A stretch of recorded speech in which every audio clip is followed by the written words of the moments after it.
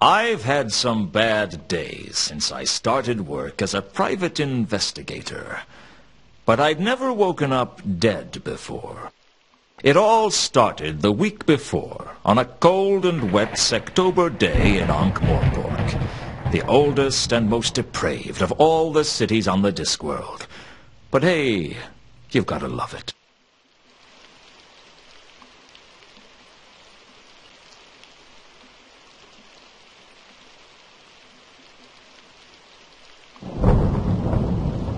I'd been working as a PI for a little over a month, and business was slow. Hiring an investigator to look into your business requires trust. The amount of trust in Ankh-Morpork wouldn't fill a cup. And it's a small cup I'm talking about. Sure, people trust that you don't get on the wrong side of the patrician.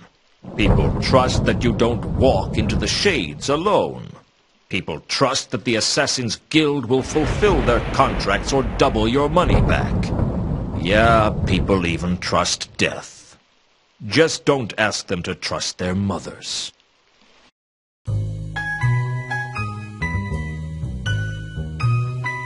Mr. Luton? If I'm not, I should fire the guy who painted the door. So this is what a private investigator looks like. I expected someone more heroic. Heroism costs extra. What can I do for you, Miss... Mrs. actually. And the name is Carlotta. Okay, Mrs. Actually. Carlotta it is. What's a girl like you doing out on a night like this? I want to hire you, Mr. Luton. Please, call me Luton. Mr. sounds so formal. How much do you charge for a simple investigation? I don't know. I've never had a simple investigation. A tricky one is 20 a day. I'll give you 200 in advance, plus expenses. For 200, I guess I should treat you with some respect. Oh, I wouldn't ask a guy like you to attempt the impossible. What's the case? I want you to find a man named Mundy. Why do you want to find Mundy? Do you know him? No. And this case will go a lot faster if you let me ask the questions. You like to be in control, don't you, Luton? If you don't pull the strings, then you're the puppet. Tell me about you and Mundy. I've been a lonely woman, Luton. You amaze me. You'd be surprised.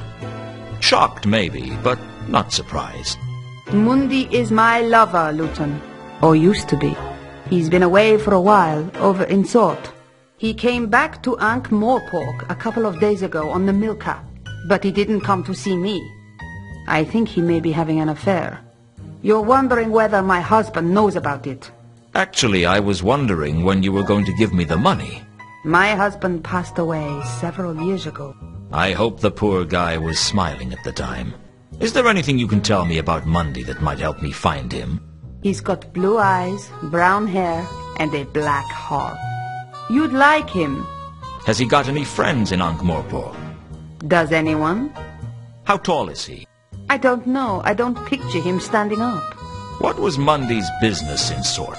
I don't know. I never asked about his work, and he never told me. Must be a very straightforward relationship. As simple as they come. Where can I find the ship he came in on?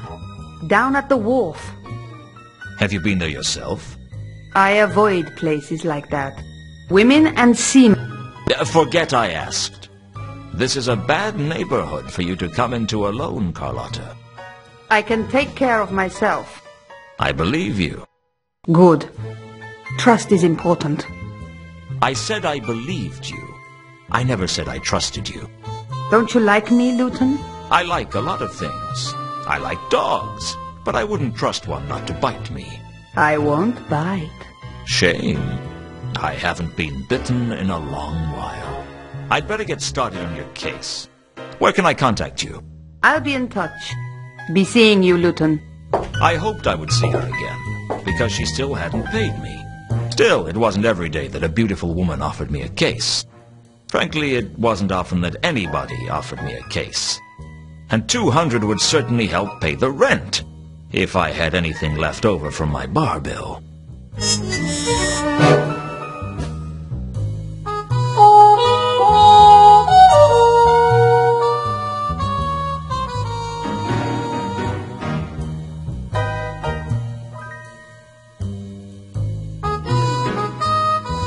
I had purchased a large indexed scroll rack to keep track of all the cases I was going to handle.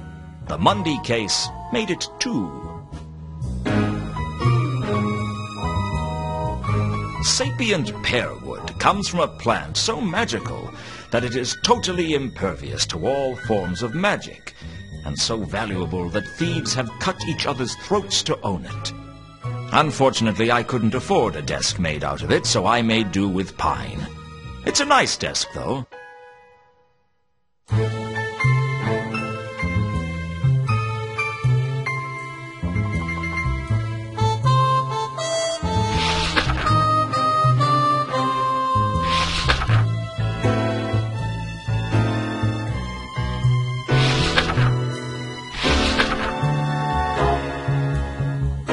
Carlotta had hired me to track down Monday. At the beginning, that was pretty much all I knew about him. The Milka was the tramp schooner that Monday had come in on, and I knew it was berthed at the wharf.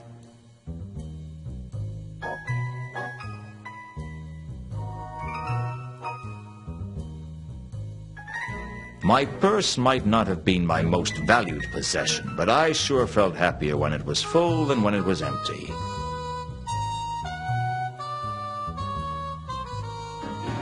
I'd purchased the imp-powered coffee bean machine from Cut-Me-Own-Throat Dibbler, the man whose name was the byword for quality. With CMOT Dibbler, you could say bye to quality. I'll say this for the ICBM. It made coffee strong enough to blow your head off. On the downside, the imp tended to use most of the beans to fuel its own addiction. Some days the poor thing was so jittery the coffee machine would vibrate off the shelf. A lot of strange things had happened to me since becoming a private investigator. But the weirdest was the irrepressible sensation that the most important thing for me to own as a PI was a door with my name painted on the glass. Some mysteries are best left unsolved, I guess.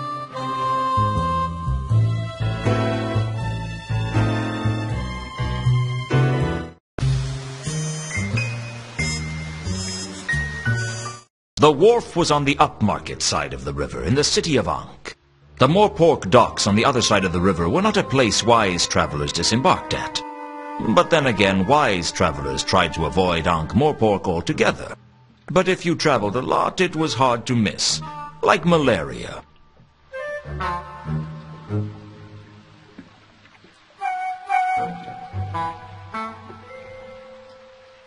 The Milka was a tramp schooner, one of the many ramshackle ships that plied their trade around the Circle Sea. From the looks of it, it should have sunk years ago. Even the rats thought twice before boarding it. Along the length of the wharf were hundreds of posts for mooring ships to. It seemed like a lot of bollards to me.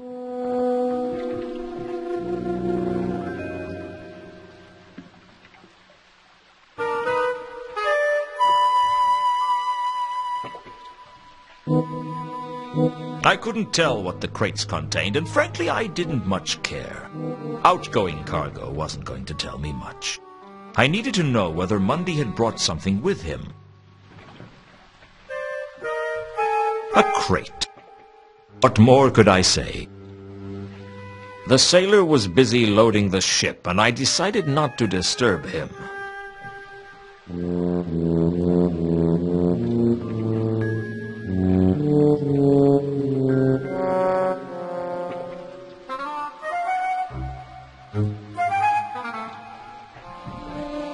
Are you the first mate? Arr! Shiver me timbers! Hoist the main brace! Let's start again. Are you the first mate? Hoy! That I be! You're not going to get any money off me, so you can drop the fake accent. Sorry. You know how it is. Some people are stupid enough to fall for that sort of thing. What can I do for you? When do you sail? As soon as we've got her loaded. How much is passage? Where are you looking to go? I don't know. Sort, perhaps. We've just come from there. It'll be a long time before we get back there again. Did you bring any passengers? Sure. We always try to take a couple of passengers. They pay their way, and if there's a big storm, they are very useful to sacrifice to the angry sea gods. Of course, we tell people they were washed over the side. Do you sacrifice passengers often? No. The captain doesn't like it. He says it's bad for business. I said that we were advertising ourselves as offering an exciting tour of the Circle Sea, but he pointed out that most people would expect the tour to be above the water. If I'd had my way, we'd have thrown some people off the last voyage. Bad omens? The whole crew had a bad feeling of dread from the moment we set off. Looking at the state of the ship, that doesn't come as a surprise. What were the passengers on the last voyage like? There were 3 of them. One of them seemed all right, but the other 2, I don't know about them. There was something strange about them.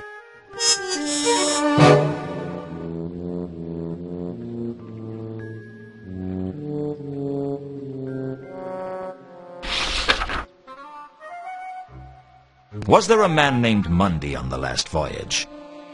It's funny you should ask that. You're the second person today to have an interest in Mundy. Who was the first? A dwarf. He didn't give his name. I don't think he was from round here, though. What about Mundy? What was he like?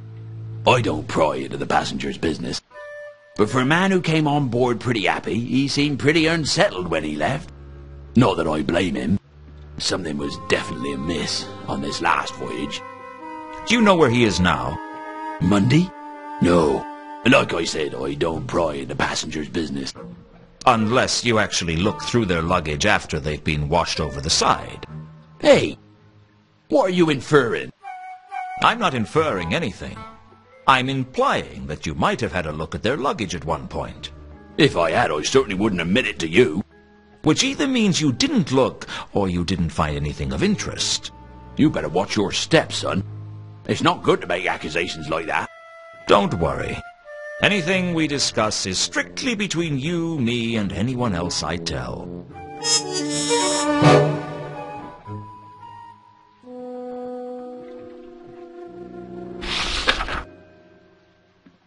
This is the Milka, isn't it? That's what it says on the prow. It's impossible to read anything written on that hull. Just because you can't read it doesn't mean it isn't there. Reality is subjective, after all. Don't get all existential with me. It was more ontological than existential.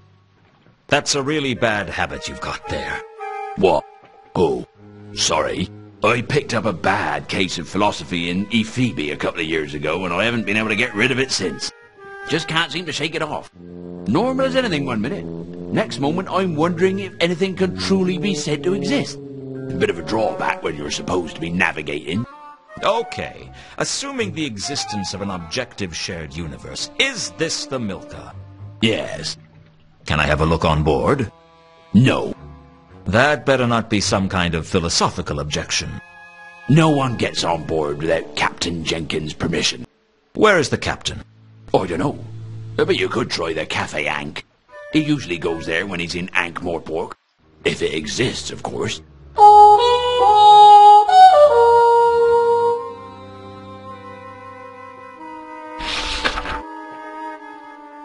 What do you know about a woman named Carlotta?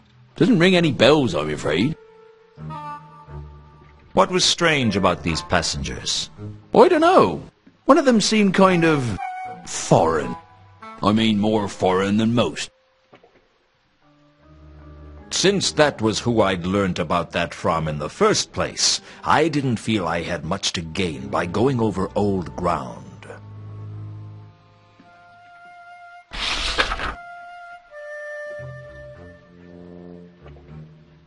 Well, safe voyage, if that's possible.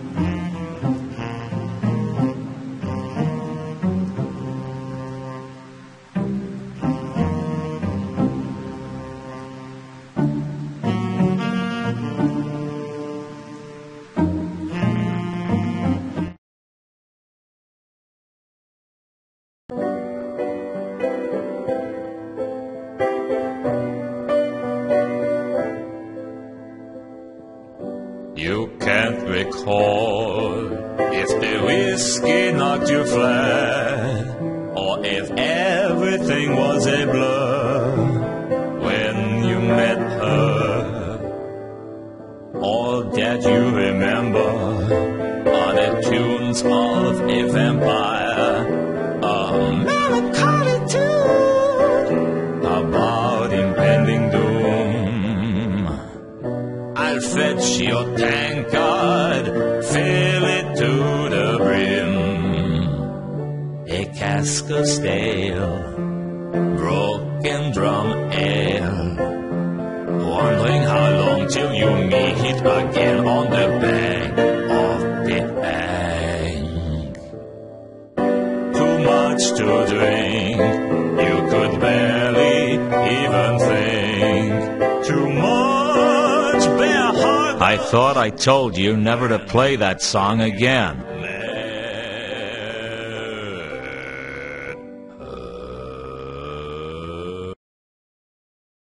Oh, sorry, Mr. Luton.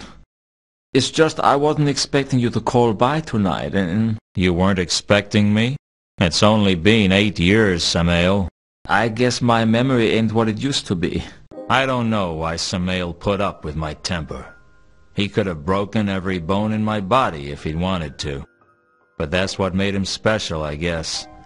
That he'd take almost any kind of abuse from the clientele, and he'd still be there at the piano, playing better than anyone else in Ankh-Morpork. I decided not to disturb Samael while he was working.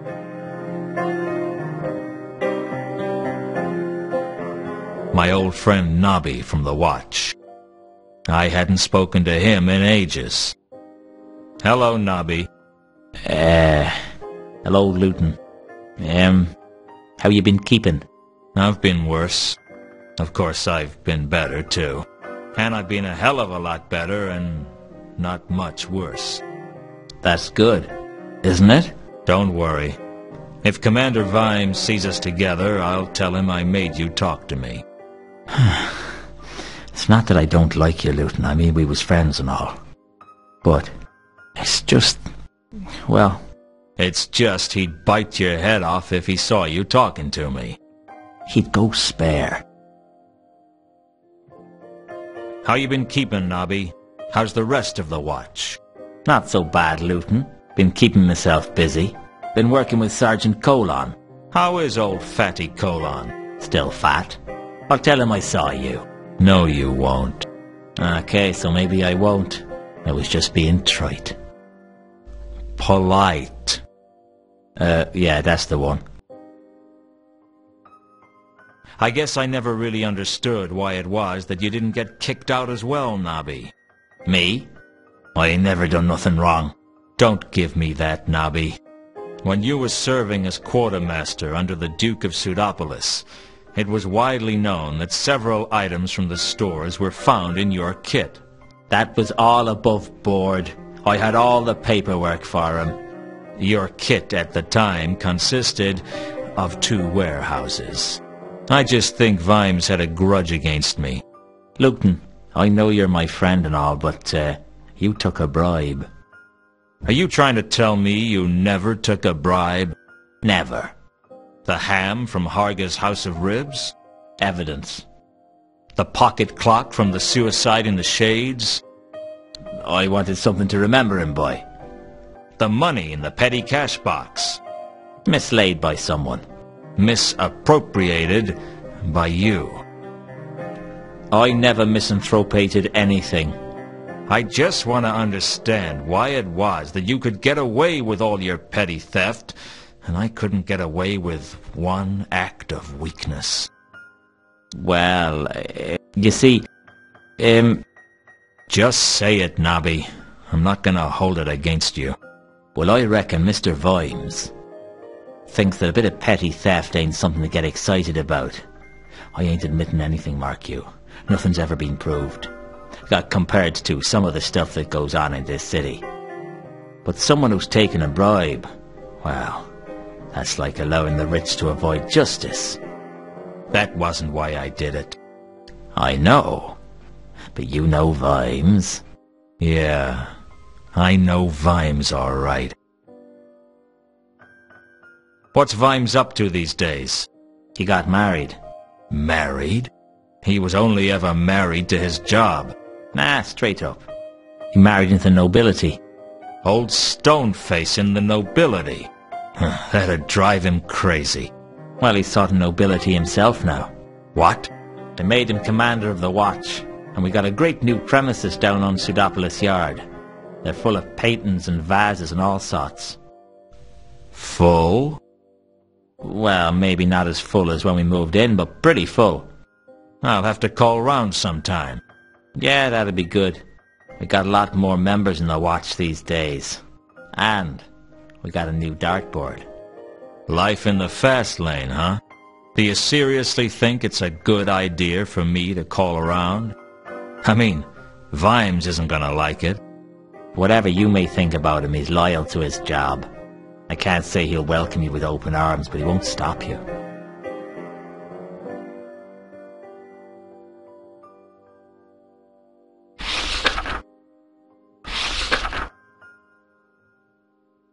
Do you know anything about a man named Mundy? I'm not getting drawn into anything while I'm off duty. Wait till I'm back at the yard. Have you heard of the Milka? It arrived in town a short time ago. How long ago? 3 days. That's strange. Why? Well, there's been a string of odd murders in the last 3 days. What do you mean, odd? I mean, this is Ankh-Morpork we're talking about.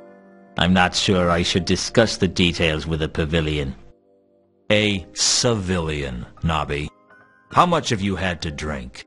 I'm as sober as the day I was born. That's a frightening thought.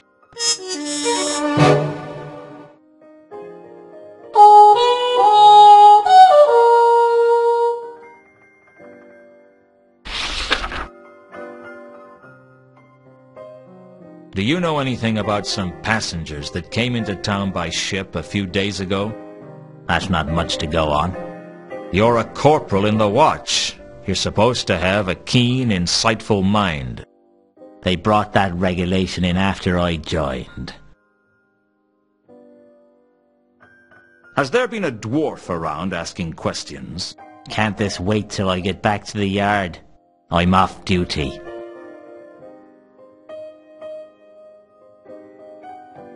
I'll catch you later, Nobby. Don't do anything I wouldn't do. What's that supposed to mean? Well, don't get caught doing anything I wouldn't do.